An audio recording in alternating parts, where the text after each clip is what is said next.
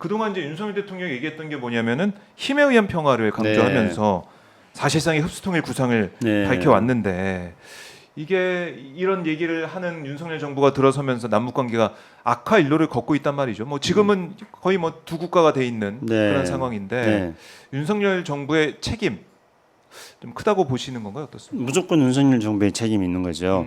그러니까 윤석열 대통령이 이제 계속 하는 거는 힘에 의한 평화인데 사실상 이거는 힘만 쓰는 평화였다고 제가 우리 박종훈 기자님하고 대화 통해가지고 여러 차례 이야기하지 않았습니까? 그러게요. 근데 윤석열 대통령이 힘만 쓰는 평화가 문제가 있는 거는 우리가 평화를 어떤 위해서는 평화를 지키기 위한 힘도 필요합니다.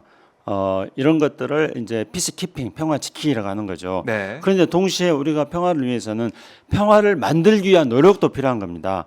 근데 평화를 만들기 위한 노력이 바로 피스메이킹, 그러니까 대화와 협상인 것입니다. 그런데 윤석열 정부는 대화와 협상은 포기하고 오로지 힘만 쓰는 평화를 하고 있습니다. 그렇기 때문에 힘만 쓰는 평화를 하면은 북한도 또 거기에 똑같이 정면으로 또 같이 부딪히기 때문에 그래서 이렇게 긴장이 고조될 수밖에 없는 것입니다. 사실상 이제 북한은 2019년도에 하노이에서 북한의 김정은과 미국의 트럼프 대통령이 만나는 회담을 했는데 우리가 많이 기대를 하지 않았습니까?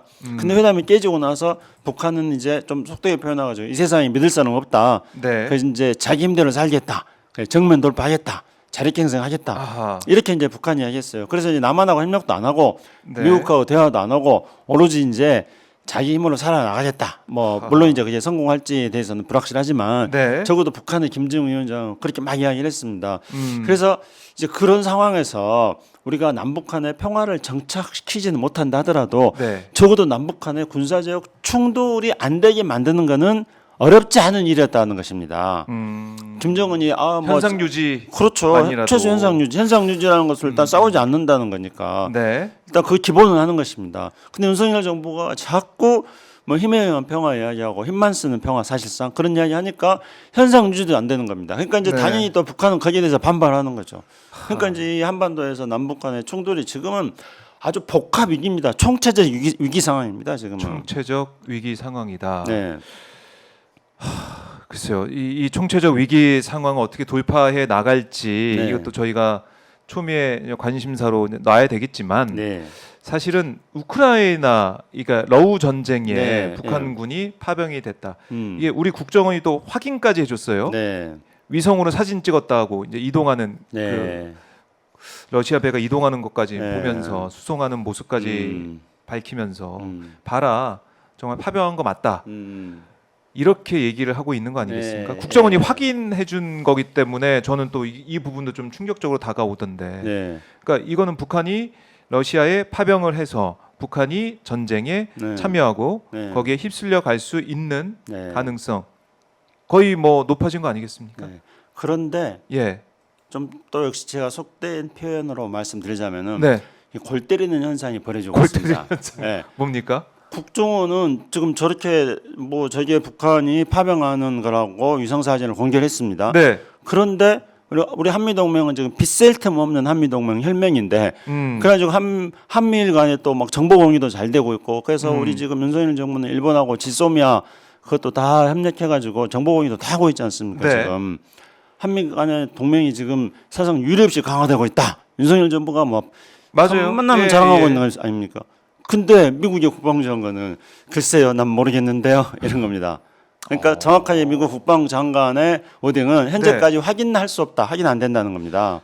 아니 우리 국정원이 이렇게 확인할 정도면 미국도 알고 있을 텐데요. 미국이 우리보다 정보도 당연히 빠르죠. 왜냐하면은 한반도를 어떤 감시하는 감시 정찰 능력이 당연히 미국이 우리보다 훨씬 더 앞서가고 있는 것이죠. 미국은 그 상공에서 계속 정찰 활동을 하고 있기 때문에요. 그리고 우크라이나 전쟁이 만약에 북한군이 파병한다면은 우리 박종훈 기자님께서 말씀하셨던 것처럼 이거는 한반도만의 문제가 아니라 또 뭐 일부에서 말하는 뭐 3차 대전이라는 3차 세계 대전이라는 얘기도 있습니다만은 사실상 그런 염려를 해야 되는 상황으로 이제 한반도가 유럽의 전쟁까지 이제 연결이 되어지면서 한반도와 관련된 유럽과 관련된 나토와 러시아, 한국, 북한, 러시아 막 이렇게 연결되는 전쟁으로 확산되어 나갈 수 있는 가능성이 있는 사안입니다. 게다가 또 미국은 지금 대통령 선거를 앞두고 있지 않습니까? 네. 미국 대통령 선거를 앞두고 있는데 중동 문제도 지금 골치 아픈데 우크라이나 전쟁이 그렇게 북한군의 특수부대 폭풍군 단위라는 특수부대 1만 2천 명이 참전한다면은 이 전쟁은 걷잡을 수 없이 확산되어지는 전쟁이 되는 것이 아니겠습니까? 그럼 네. 미국 입장에서는 지금 얼마나 이게 중요한 문제예요. 미국 대통령 선거를 지금 한 달도 앞두고 채 안 남겨놓고 있는데 네. 국제 정세가 이런 식으로 세계 3차 대전이라고 일부에서 지적할 정도의 상황이 발생한다면은 미국으로서는 가장 대선을 앞두고 가장 큰 관심사가 되는 겁니다. 근데 미국 국방장관이 난 모르겠다 이러는 겁니다. 들은 바 없다. 아직까지 확인되지 않았답니다. 정확한 어딩은. 그러나 만약에 사실이라면 뭐 개탄스럽다 이런 거죠. 그러니까 전제를 다 하는 거예요. 확인을 안 해주고 있어요. 그런데 안 해주고 있다. 미국만 확인 안 해주고 있습니까?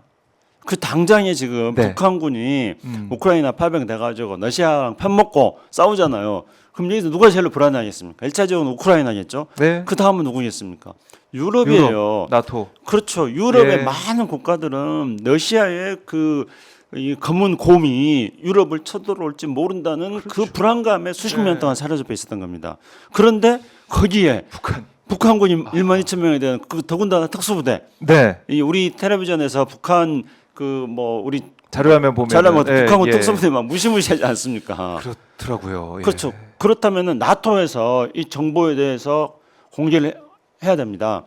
그리고 나토 입장에는 자기 안전에 자기 안보에 가장 직접 위협을 받는 사안 아닙니까? 오히려 우리 대한민국보다도 북한군의 우크라이나 파병은 단기적으로는 나토 국가의 안보에 가장 치명적 위협이 되는 겁니다. 그런데 나토도 지금 현재 확인해주고 있지 않습니다. 네. 그러니까 가장 심각한 위기를 불안한 상황으로 빠져들어서 가장 걱정을 해야 되는 당사자인 미국과 네. 나토는 이거 아직 확인할 수 없다고 확인되지 않았다고 말하고 있습니다. 오히려 파장을 이제 축소하는 움직임이고 특히 그렇죠. 미국 같은 경우는 대선이 얼마 안 남았기 때문에 네. 그때까지는 좀 파장이 커지지 않길 바라는 네. 그런 마음이 클 것 같고. 그런데 지금 예. 우리 국정원이 이렇게 공개를 했는데도 불구하고 네. 한미 간에 빗셀 틈 없는 동맹, 한미일 간의 정보 공유 막 엄청 강화하고 있지 않습니까? 그게 역설적이네요. 예, 그런데 일본도 지금 조용하고 있고요. 미국은 확인 안 된다고 그러고 예. 나토도 확인 안 된다고 있습니다. 우리 국정원만 이렇게 공개라고 우리가 또 확인을 해주고 있는 셈이 됐는데 네. 우크라이나에서 공개한 영상을 보면은 네. 뭐 진짜 북한 사람처럼 보이는 네. 그런 동양인들이 예. 군복 네. 또 뭐 군화 받는 그 모습 그리고 우리말이 들려요. 그러니까 북한 억양이긴 네. 하지만 막 야야야 뭐 이런 얘기도 빨리 나와라 네. 막 이런 얘기가 들리면서 이것도 누가 보더라도 이제 북한군이 정말 러시아에 도착한 거 네. 아니냐 예. 연해주에 극동에 도착한 모습으로 보이고 또 한글로 적은 뭐 이 수치표 네. 이것도 지금 공개가 됐더라고요. 네. 이거를 기정사실할 수밖에 없는 거 아니야 이런 목소리는 커지고 있어요. 네, 그렇습니다. 예. 그래서 이제 그런 어떤 조짐들은 분명히 보이고 있는 것이죠. 그러나 이런 조짐들이 보이고 있을 때 네. 우리 정부가 해야 될 일은 뭐겠습니까? 우리 국정원이 해야 될 일은 뭐겠습니까? 이런 어떤 국정원이 가지고 있는 정보하고 네. 이런 우크라이나에서 공개한 이런 몇 가지의 단서들하고 이런 것들을 가지고 빗셀 틈 없는 동맹이 미국과 이 정보 판단을 해야 되는 겁니다. 네. 정보 판단을 하고 그리고 나토 국가들하고도 정보 판단을 하고 만약에 나토 국가가 이런 정보들을 충분히 가지고 있다면 우리가 정보를 제공해 주면서 그러면서 그런 국제적인 협력이 무르익었을 때 그때 우리 정부가 발표를 하는 겁니다. 우리 국정원이. 그랬을 경우에는 바로 미국도 그거에 대해서 뒷받침해 주는 예. 미국 당국자의 발언이 나올 거 아니겠습니까? 나토에서도 그런 당국자의 발언이 나오고요. 그렇게 된다면 우리는 북한이 특수부대 1만 2천 명을 파병한 거에 대해서 왈가왈부 논란을 하지 않고 네. 이 문제에 대해서 어떤 문제가 있는지 그리고 이것이 우리에게 미치는 파장의 문제에 대해서 집중적으로 본격적으로 우리가 토론하고 대책을 세울 수 있는 겁니다. 네. 그런데 지금 나토도 확인 안 됐다 그러고 확인해 줄 수 없다 그러고 미국도 확인해 줄 수 없다 그런 상황에서 우리만 지금 이렇게 이야기를 했기 때문에 이 정보에 대해서 분명히 말씀드렸습니다만 그런 어떤 단서들은 보입니다. 그래서 네. 북한이 파병할 가능성이 있다고 생각합니다. 그러면 북한이 정말로 우리 국정원이 말한 것처럼 특수부대 1만 2천 명을 파병하는 것인가 아니면 북한이 일부에서 지금 예측 분석하는 것처럼 북한이 그 러시아에 무기 지원을 해줬으니까 그 자신들이 지원한 무기 체계를 검수하고 감독하고 관리하기 위한 그 정도? 용도인가, 아니면 후방 지원을 위한 것인가, 뭐 네. 군수 지원을 위한 것인가, 공병 부대인가, 아하. 뭐 여러 가지를 따져봐야 되지 않겠습니까? 그렇죠. 따질 그런 정보를 가지고 분석을 해서 그래서 우리가 대책을 세워야 되고 국민들한테도 네. 정확한 정보를 공개를 해줘야지 국민들이 정보를 믿을 수 있는 것입니다. 그런데 지금 현재 정부가 이야기하는 것은 아주 몇 가지 아주 단편적인 그런 단서들인데 그 단편적인 단서들을 가지고 12,000명의 북한의 특수부대들을 파병한다고 하니까 정부의 이런 태도 자체가 잘못됐다고 우리는 지적을 하지 않을 수 없는 겁니다. 그리고 나서 이제 우리는 당연히 만약 이게 사실이라면은 이것이 미치는 여파가 뭘까 하는 것도 함께 토론을 해봐야 되겠죠. 네. 그 지금 한미 간에 네. 뭐 정보 당국만 보면 네. 또 군 쪽 얘기만 들어보면은 엇박자를 내고 있는 이 상황, 이 현실. 네. 엇박자도 매우 심각한 엇박자. 그러니까요. 이게 네. 중요한 문제인데 네. 엇박자를 내고 있다.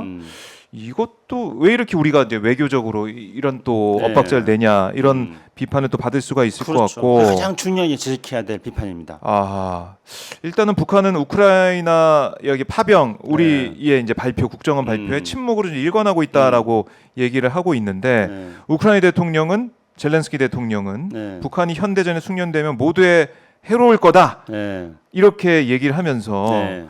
국제사회 강력히 대응하는 그런 움직임이 필요하다 이렇게 얘기를 하고 있는데 뭐 우크라이나 입장에서 당연히 뭐 이렇게 예. 얘기할 수밖에 없는 네. 것이고 그렇죠. 3차 세계대전 이 얘기도 우크라이나 쪽에서 먼저 나온 거 예, 아니겠습니까? 그렇죠. 예. 그러니까 이렇게 위험할 수 있으니 네. 나토가 더 많이 지원해야 그렇습니다. 된다. 이 얘기 좀 하고 싶은데 맞습니다. 그러니까 우리가 여기에 말려 들어갈 필요는 없지 않습니까? 당장 당연하죠. 지금은. 그렇죠. 그렇죠? 네. 그러니까 이제 아주 잘 우리 박종희 네. 기자님 말씀하셨는데요. 지금 우크라이나의 젤렌스키 대통령은 발등에 불이 떨어졌는데도 아직도 끄지 않고 있습니다. 서방 국가들은 무기 지원도 뭐 우크라이나가 원하는 것만큼 안 해주고 있지 않습니까? 미국도 지금 어떻게 하면은 돈을 안 줘요. 예. 네. 미국 그 의회에서도 지금 뭐 날린 거고요. 대통령 선거를 앞두고 있기 때문에 또 특히나 더 심각한 거죠. 네. 그런데 우크라이나 젤렌스키 대통령 입장에서는 지금 서방으로부터 지원을 많이 받아야 됩니다. 지원을 많이 받아야 되니까 상황이 심각하다는 것을 과장되고 부풀려서 말할 수 있는 처지에 놓여 있다.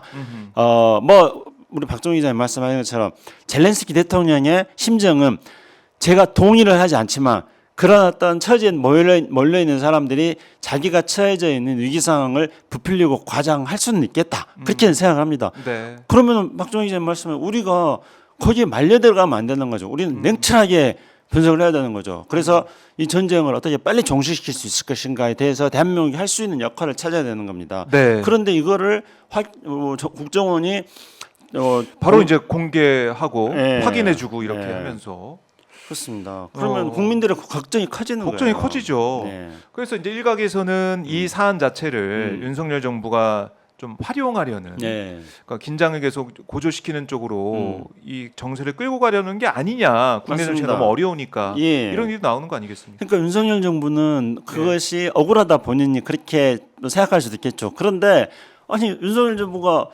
뭐 저런 거 있지 않습니까? 뭐 구테타도 일으키려고 했다. 뭐 그런 이야기도 막 계속 나왔었던 거. 네. 근데 그것도 그런 거 있지 않습니까?